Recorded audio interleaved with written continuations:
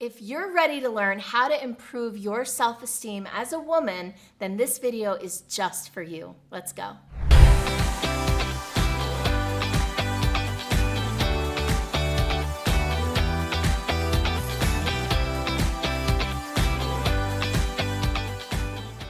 First, I'm going to get into what self-esteem even is and why it matters. Then we're going to talk about where does low self-esteem come from. We're going to talk about when self-esteem starts to develop in childhood. And then I'm going to dive into my core strategies for building up self-esteem. So first off, what is self-esteem? Ultimately, it boils down to what are your inner beliefs about your own self-worth. It's really about how you feel on the inside and the sense of worthiness you have. It's different from self-confidence, and it often gets conflated with self-confidence. Self-confidence is really about your confidence in your abilities and skills. So as you can see, you can have low self-esteem and even have high confidence.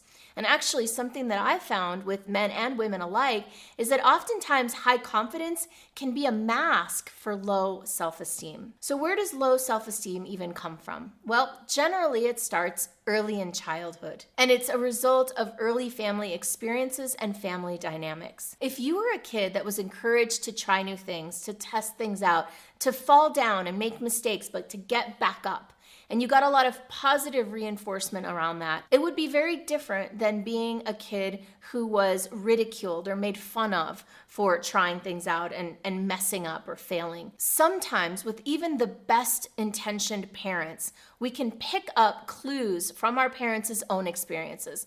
For example, I have wonderful parents. I love my parents. And like everyone else in the world, they were imperfect. Now, as a kid, my parents, just like yours probably, were my whole world.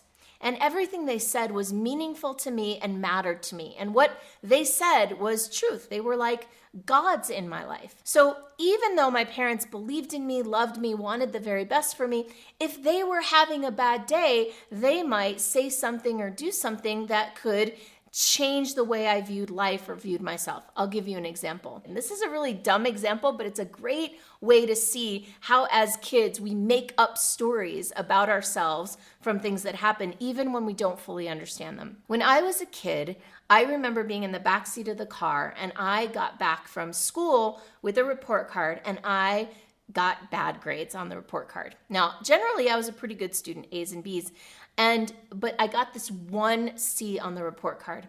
And it just so happened that that happened on the same day that my mom and dad were not really getting along too well. I remember being in the back seat while my parents were fighting over whose fault it was that I got the C's. And I remember thinking, even back then, I was like, I don't know, 6 years old. I remember thinking, oh, this is my fault that they're fighting. It's my fault because I'm not good enough. I didn't do well enough in school, so that made them angry, and that's a bad thing.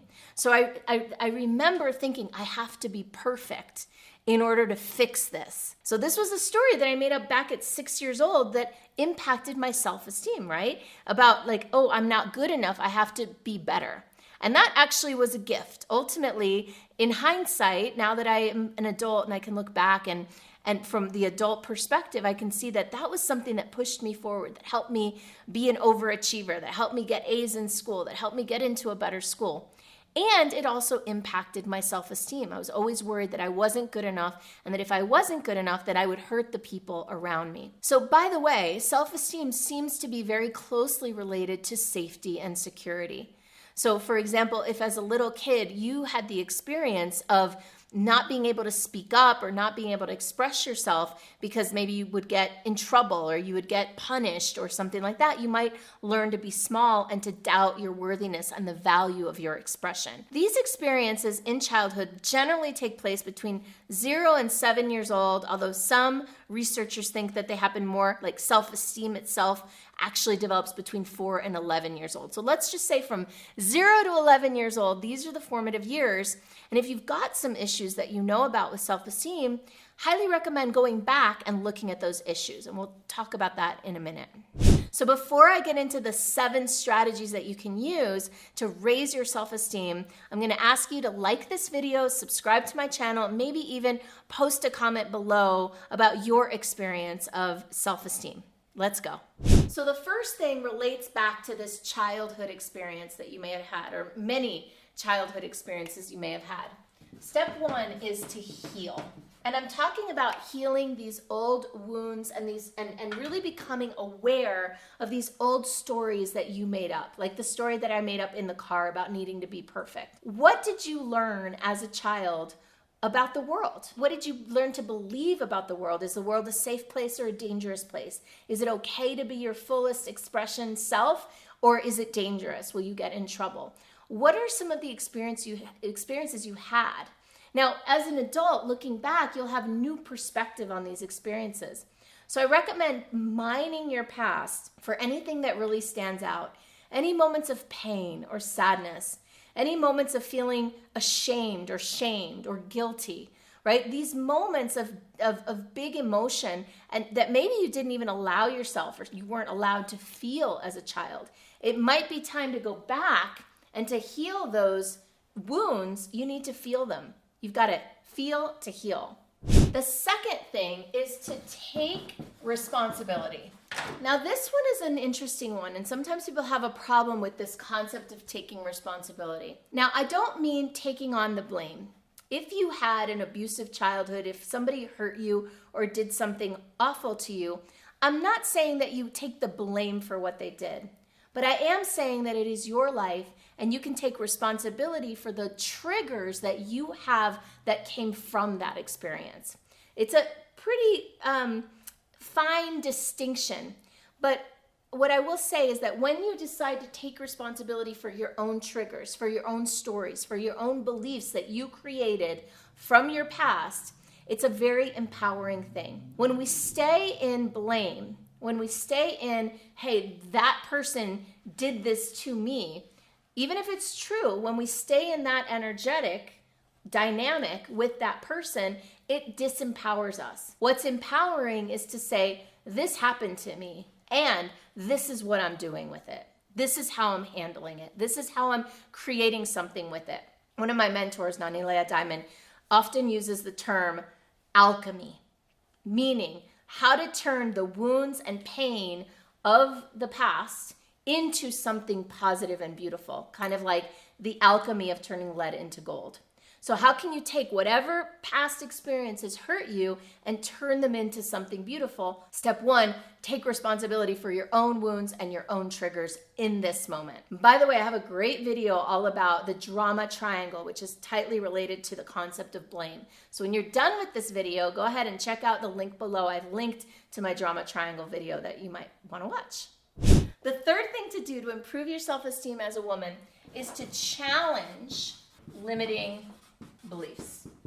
Now, by the way, I have a whole video about how to overcome limiting beliefs, and I'll also link to that below. So when you're done with this video, I encourage you to go and watch that. Challenging limiting beliefs is all about challenging those stories that we made up, like I have to be perfect, or I can't speak up, or I'll get hurt if I speak up, or it's hard to make money, or money doesn't grow on trees, or there's no such thing as a free lunch, or everybody wants something, or whatever your limiting beliefs might be. First, you need to examine your beliefs and see, do they limit me? Is this really true in every case all the time, 100%? It's a whole process, so I'm not going to get into that here. I already told you I have this other video on it, but you've got to confront these limiting beliefs and start to root them out and start to understand where they came from, why they're not true, and what would be a more empowering belief going forward.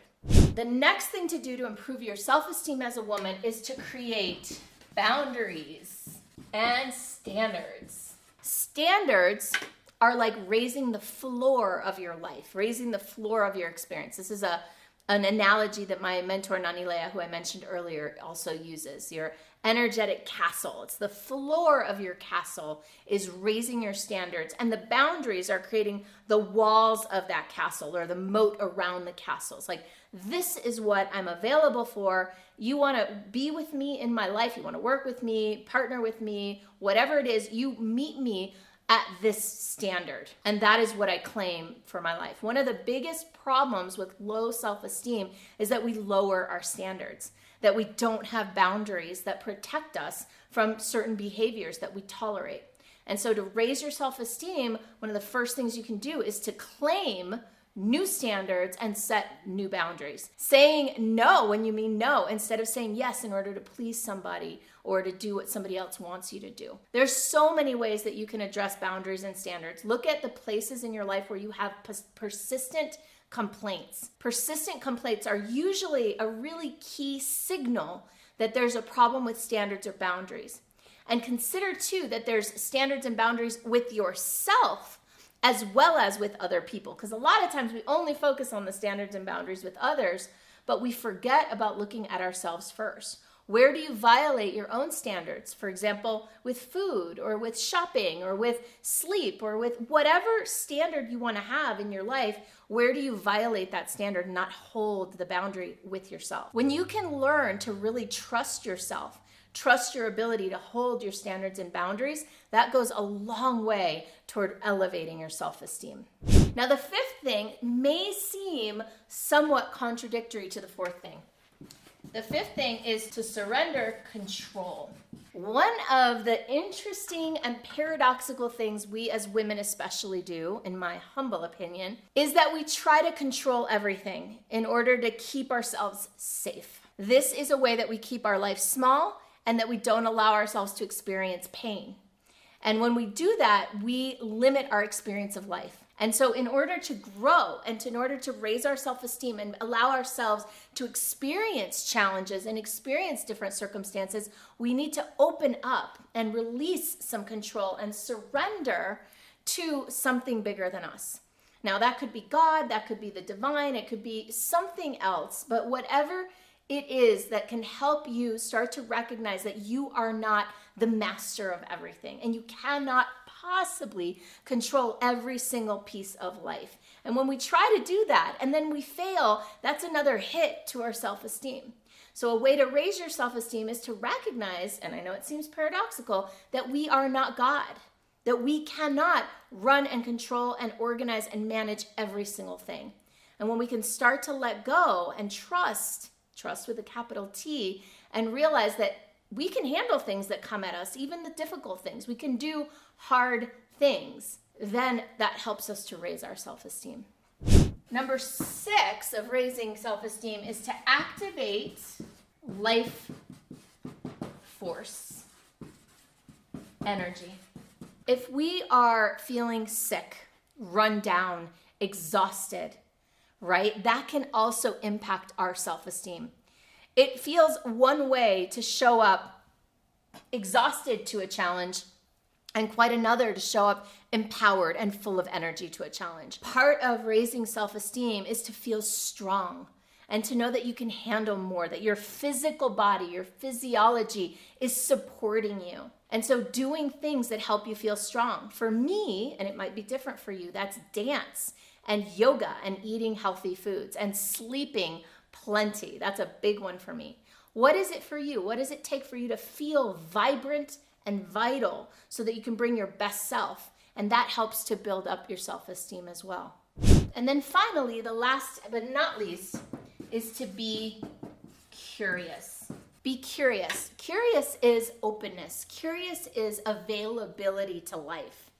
Curious is trust. Curious is sort of, it kind of incorporates all of these other things. And it's such a powerful way to show up in the face of life, to be curious about why I'm feeling this way. Why did this thing trigger me? Why is this happening? What's the gift in this, right? When you can ask yourself from a place of curiosity rather than the opposite, which is judgment. Instead of judging things as good or bad or right or wrong, right, which separates us from so much, how can you be curious? How can you receive all of life with an open and willing and accepting way of being? This is all very empowering too. I hope this video has been helpful for you and gives you some food for thought about how you can create more empowerment in your life and raise your self-esteem. If this was helpful for you and you're looking for ways to not only raise your self-esteem, but also to build a business and a life around this, then check out my free playbook, Monetize Your Magic Playbook. You can get that at monetizeyourmagicplaybook.com or just click on the link in the notes below. Enjoy.